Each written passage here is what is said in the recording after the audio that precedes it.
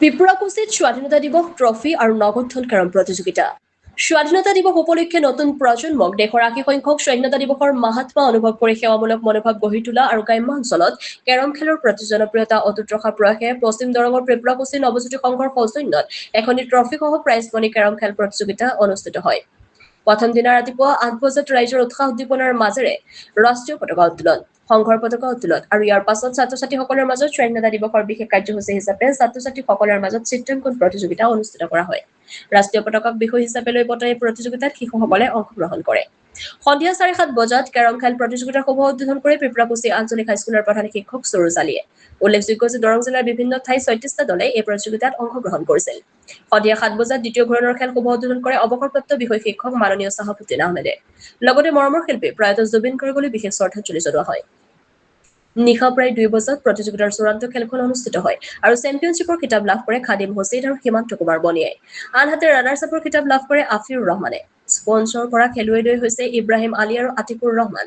প্ৰথম পুৰস্কাৰ হিচাপে চেম্পিয়ন দলক প্ৰয়াত আজহাৰুল ইছলাম সোঁৱৰণী ট্ৰফি সহ নগদ ৩,০০০ টকা দাতা হৈছে ইন্দ্ৰাজুল হক আৰু ৰানাৰ্ছ আপ দলক প্ৰয়াত তমছিদা বেগম সোঁৱৰণী ট্ৰফি সহ ২,০০০ টকা দাতা হৈছে মইদুল হক প্ৰদান কৰা হয়। News desk AIN live. আমি নৱজ্যোতি সংঘৰ উদ্যোগত স্বাধীনতা দিৱসৰ লগত সংগতি ৰাখি দুদিনীয়া কাৰ্যসূচীৰে কেৰম খেল প্ৰতিযোগিতা অনুষ্ঠিত কৰিছিলোঁ। কালি আমাৰ প্ৰথম দিনৰ কাৰ্যসূচী সুন্দৰভাৱে সমাপ্ত হৈ গৈছে। আজি আকৌ আমি আবেলি ঠিক ২ বজাৰ লগে লগে দ্বিতীয় দিনৰ কাৰ্যসূচী আৰম্ভ কৰিছোঁ। ইয়াৰ লগতে আমি সংগতি ৰাখি ৬ বজাত এটি শ্ৰদ্ধাঞ্জলি অনুষ্ঠান আমি ৰাখিছিলোঁ। আমাৰ সকলোৰে মৰমৰ শ্ৰদ্ধাৰ শিল্পী প্ৰয়াত জুবিন গাৰ্গ দেৱলৈ আমি শ্ৰদ্ধাঞ্জলি যাচিলোঁ। তাৰ পিছতেই আমাৰ দ্বিতীয় ঘূৰণৰ খেল আজি শুভাৰম্ভ হৈছে। এই খেলখনিত দৰং জিলাৰ ৩২টা দলে অংশগ্ৰহণ কৰিছে। ভাল লাগিছে। আমি আশা ৰাখিছোঁ এই প্ৰতিযোগিতাৰ জৰিয়তে আমি সমাজত এটা ইতিবাচক বাৰ্তা প্ৰেৰণ কৰিবলৈ সক্ষম হ'ম আৰু আমি আশা ৰাখিছোঁ নৱজ্যোতি সংঘৰ উদ্যোগত লোৱা এনে ইতিবাচক পদক্ষেপবোৰত সকলো ৰাইজে আমাক আগন্তুক দিনত সহায় সহযোগিতা আগবঢ়াব আৰু এই অনুষ্ঠানখনি সফল কৰাৰ ক্ষেত্ৰত আমাৰ সংঘৰ সমূহ সদস্যই যি সক্ৰিয়ভাৱে আমাক সহযোগ আগবঢ়াইছে সকলোলৈ আন্তৰিক ধন্যবাদ আৰু কৃতজ্ঞতা যাচিলোঁ। ধন্যবাদ। হয়, নমস্কাৰ। ২০০৩ চনত প্ৰতিষ্ঠিত আমাৰ নৱজ্যোতি সংঘ পিপৰাকুছি এটা সাহিত্য সংস্কৃতি আৰু ক্ৰীড়াৰ হকে কাম কৰা এটা স্বেচ্ছাসেৱক অনুষ্ঠান।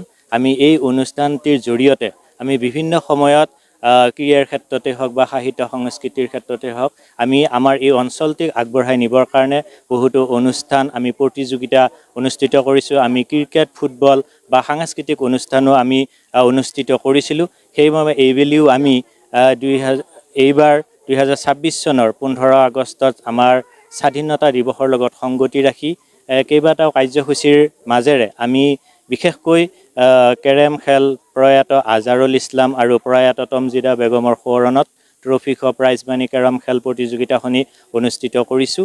এই অনুষ্ঠানত আমাৰ এই খেলখনত আমাৰ দৰং জিলাৰ লগতে কামৰূপ, নলবাৰীৰ পৰাও আমাৰ বিভিন্ন ভাল ভাল খেলুৱৈ আহি অংশগ্ৰহণ কৰিছে।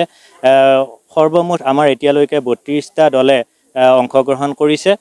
নৱজ্যোতি সংঘৰ সদস্যসকলক মই সংঘৰ সম্পাদক হিচাপে আটাইকে ধন্যবাদ জনাইছোঁ। বিভিন্ন সময়ত তেওঁলোকে অপ্ৰাণ চেষ্টা কৰি আমাৰ সংঘখনক আগবঢ়াই নিয়াৰ কাৰণে প্ৰত্যেকটো মুহূৰ্ততে তেওঁলোকে চেষ্টা চলাই আছে। ধন্যবাদ। যিকোনো খবৰ আৰু বিজ্ঞাপনৰ বাবে যোগাযোগ কৰক 7896121996।